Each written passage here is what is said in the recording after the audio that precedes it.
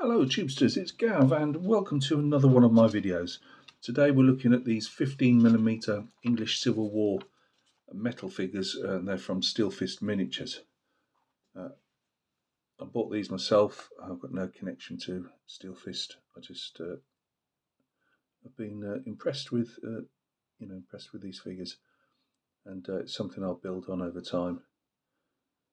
So let me just put these down for a second. Where's my notes? Oh, here we go. I had to write this down. The regiment is Sir Thomas Blackwell's Regiment of Foot, and they are said to have either been clothed at some point in red or blue when they were part of the Oxford Army, I believe. And I've gone with red because I'd already painted them red before I named the regiment. And the colours, so the flags, were black. I've done like a major's flag there with it. There is a fancy word for it, and I've got it written down, but not on my notes. So you'll just have to say this is like the major's flag, and that's with the little red squiggly lines going down. Probably a bit longer than they would have been in real life, but they are hand painted by myself. They're not going to win any competitions. And the Colonel's flag is just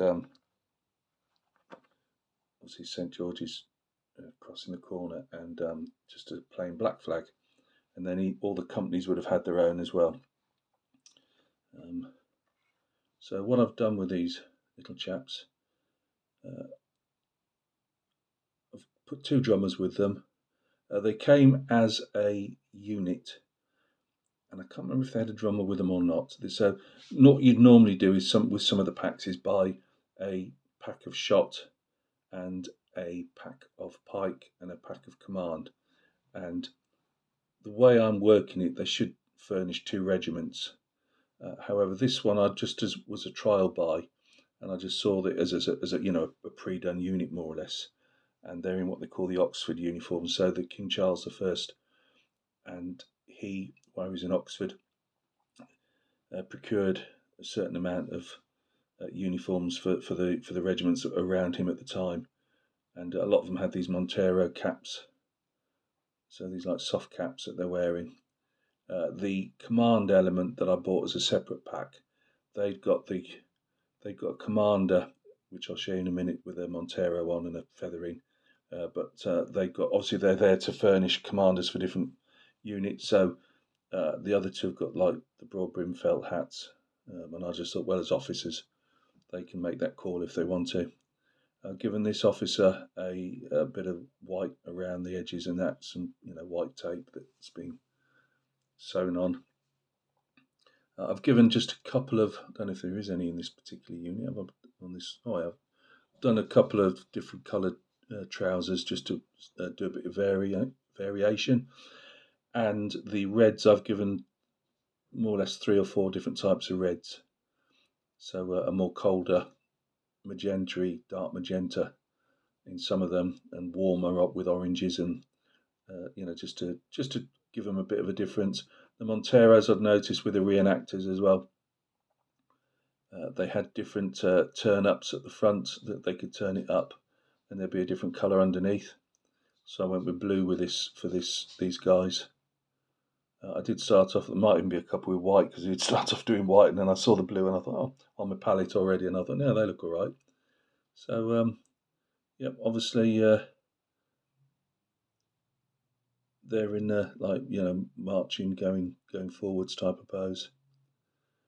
These could be linen. These little packs that they wear, these could be linen or leather, just depending on what they've got, what was issued, or what they privately managed to get hold of. And the swords were always fairly simple for these guys, mass-produced almost, if in a time when nothing was particularly mass-produced. But they were really, really bog standard swords, for defence and attack. So the colour was just painted by me, so they never stand up to much scrutiny. But yeah, I really like them. Tufts I had to do a whole load of new tufts actually for these guys because I was running out. So I made some tufts, and the rocks just blue foam that I've just pressed into different shapes. The pikes are what they came with, the brush bristles that come with the figures. I was a bit sceptical, but I've actually quite liked them. Actually, I've brushed them several times, and normally you just tip the whole unit over. Well, obviously with the brush bristles that doesn't happen, and I've not had any paint crack yet. I've managed to chip a couple of the Monteros where I've been getting the. I've been using some of my AK weathering dirt that I'd bought originally for dioramas, and rather than sanding myself and then use the paint up to paint over them, I've put the base down with that, and I think I've clouted a couple with the ferrule of the brush. So I was using an old brush to put it in, so I might have to go and touch those up. But yeah, that's our commanding officer. At this scale, putting the bling on the bullion stitched in is always a bit of a pain, because obviously that's why people ask me why do I like the non-metallics so much. I just find it easy, especially at these smaller scales, to work with. But I thought, no, we'll do metallics with these. Nothing fancy with the pikes. I've just put the metallic on the end. The laggards that go down the side that hold the steel, the actual pointy bit on, they're like riveted in, or some screwed in, whatever. But they would be a bit longer at the sides, but I've just gone for that really. I've done different socks now. I don't know if I've done those on these ones, but there's what they've been good at with the sculpting here is a lot of the times they'd wear like an outer sock and an inner sock or stocking, and the outer sock would often be down halfway down the calves really, and they've sculpted that on as well, which I thought was really good. The commander's boots and that I just paint some white over because they'd often have lace going over the top, like a boot topping, and I've just shown that by just doing like some triangles of white paint over the actual where the leather would have been.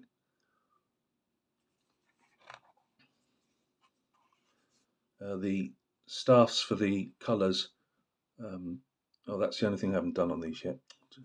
Note to self: I haven't put some metallic paint on the end of the colours. I only did the colours this afternoon. The colours, the staffs were a lot shorter in these days, and they would often taunt each other. The neighbouring regiment, attacking and defending regiments would taunt each other, waving the colours around, which is well depicted in this one. As you can see, it's on the horizontal there. Is that horizontal? Whatever. But anyway, you can see that they're waving them around and shouting some words to the enemy. I've got a sergeant here. So I've just gone for different reds and that just to show a bit of difference, rather than just having them all uniform painted exactly the same red. Obviously, doing that it just takes time. Same with the socks. I've gone for, you can't on the longer tufts. You can't always see, but obviously there's lots of different colours. What I do is whatever I'm painting, and bearing in mind I'm painting World War II German paras and Napoleonic hussars and 40k stuff. It's what I've got on the palette. If I don't want to, I really don't like wasting paint. So within a reason, I'll paint the socks in that with what I've got on the palette, which is good because it gives it a lot of variation as well. Trying to vary the hair colours as well. Yeah, really nice. Look forward to getting some more at some point. It won't be for a short while yet because funds are low and figures aren't selling at the moment, but at some point we'll get some more. Really nice. 40 by 40 bases on these, and if I remember rightly, I said to you the cavalry were on 60 frontage and 40 deep. So really nice. What I would do, because this was a smaller unit than what you could make out of the separate packs,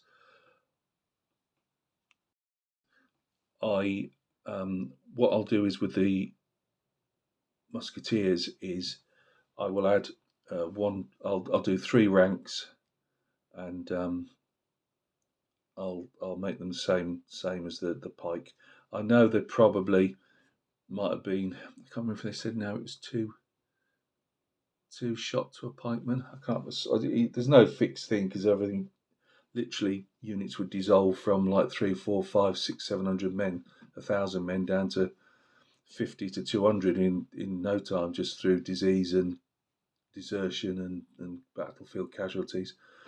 But yeah, they look a bit smaller on these bases. Well, not so much the pike, obviously, because there's more of them. But I will add more shot to the to the next bases. But this was an I think they said at Cheriton this was an understrength unit, and I thought, well, that works well, really. I've already painted them red, and it said they had red or blue uniforms, and these were formed in 1643, and they were their first blooding was a storming of Burton-on-Trent. They were at the Siege of Gloucester, their first battle of Newbury, and then in 44, Battle of Cherrington, Croppedy Bridge, Lostwithiel, second Battle of Newbury, and after that, I think they were amalgamated with other. The Royalist regiments were dissolving, and they couldn't recruit as well as the parliamentarians. So a lot of regiments were amalgamated together. But for my armies of the West, as I'm doing it a bit like my Mara Paul, go check out Paul over at Plastic Monkey Channel. He's got Steel Fist miniatures. He's not a war gamer. He's a modeler, but he was taken with these, and he's in the West Country, and he's building up a little force. And then go check out Little Lance's, who started the ball rolling for all of us with these figures. And he does lots of other small scale figures, but he's got a nice English Civil War collection on the build. So thanks for stopping by and taking a look. Thoroughly recommended figures. Wasn't a lot you had to do to them. I'm just trying to think, was there anything I had to do to them apart from scrapes and mould lines off? I would go down the route with the bristles. I think they actually work really well. As you can see, they'll take some movement rather than clattering the whole unit over, usually on top of another unit. And I've even used a cut-up bristle for the colours of the ensigns as well. So very nice. Like them. So I haven't got any more of these coming up because I haven't bought any yet, but I will be doing so. It'll just be, might be a couple of 3 weeks before you get that shout out, but I'll show you some more when I do get them. I've got, as I say, some World War II bolt action paras that Paul, actually from the Plastic Monkey Channel, sent to me along with a book, and that's a while ago. So there's only 6 of those, but I fancy painting those up.